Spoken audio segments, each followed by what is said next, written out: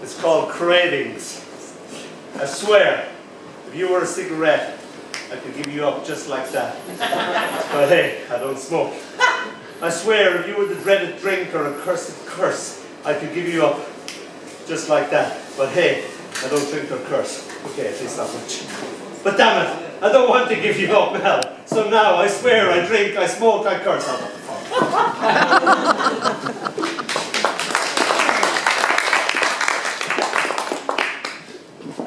This is called Alas, I Was Mistaken When I Thought Cathy Had Shaken Her Tic Tacs at Me.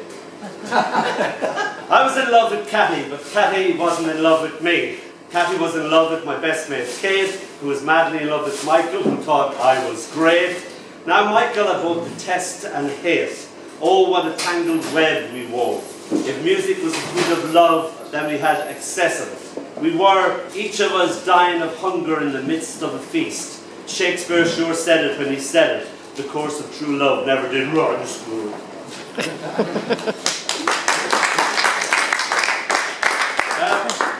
I was sitting down in Brighton and I was waiting to go on. And my poems sort of spontaneous bust. Alright, it was a nightlight that I kicked there and those poems. But there's enough of the poems left to be.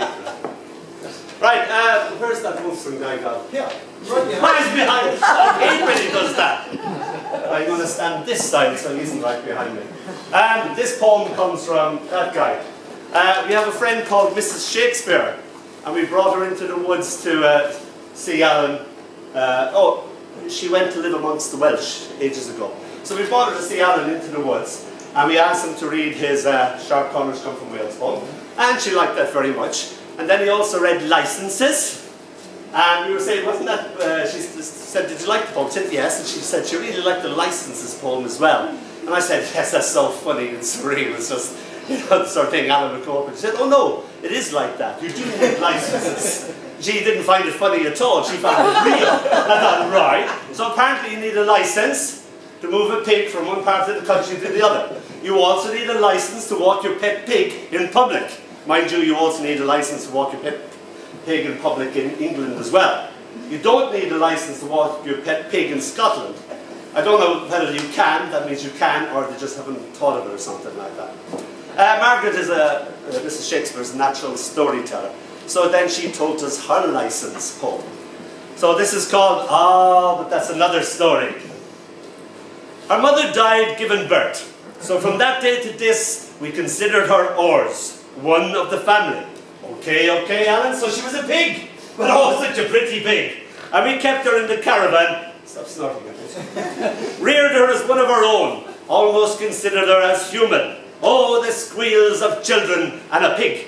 Well, she grew and grew until the day came for her to be serviced. Our maiden pig, a fine Welsh white gilt.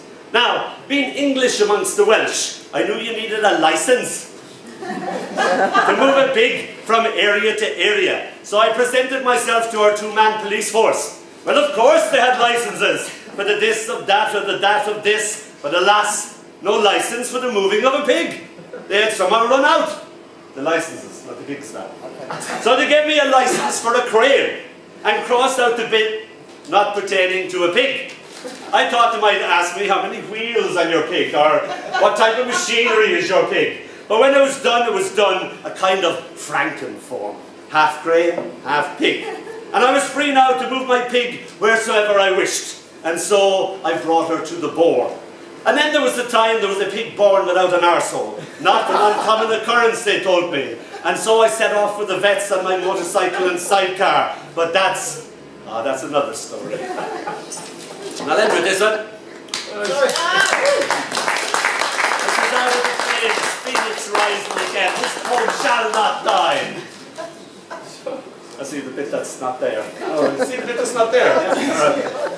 And this is called The Song of the Sight. I had a lovely Uncle Michael, and I thought he was the most fantastic guy in the world. And then he'd do scary country things like sharpen the side or something like that. And I thought, I was sitting beside him on a bank, and a hare came up to us. And the hare just accepted us as fellow creatures. So we're lying on the bank with our hands behind our back like that. The hare comes in between us. I say nothing. Uncle Michael says nothing. The hare says nothing. You can watch all the hairs on the hare's hairy back, just like Jura's hair. And suddenly, Uncle Michael suddenly went, I thought he closed his eyes in his sleep, and he suddenly went, "What, bah!" And he karateed the hair. And we had the hair for, and I was going, "Oh, you don't do this, that's not good. You can't go down. Come through with this." But he did. So this is called the Song of the Side. My uncle sits cross-legged, the shiny sickle of the side held in his hands, as if he had pulled down a moon, wrestled it to the ground, tamed it. He looks like a friendly death having a tea break. Nothing dies in these seconds. The world holds its breath. The side winces with light so sharp it can cut thought. It cuts through what I am thinking now. The whetstone sings to the curve of the metal. It cuts through time, sharper, sharper each time. My mind bleeds. It cuts through each successive second so that each second is separate from the rest. The song the whetstone sings to the side scares me. My uncle takes a horsehair from Dolly's tail so softly she thinks it's still there. The side eagerly divides it into two. Dolly whinnies, nuzzles him affectionately. He runs his thumb along the blade. Blood sings in the open air. He sucks it. Perfect, he smiles. Perfect. The world catches its breath.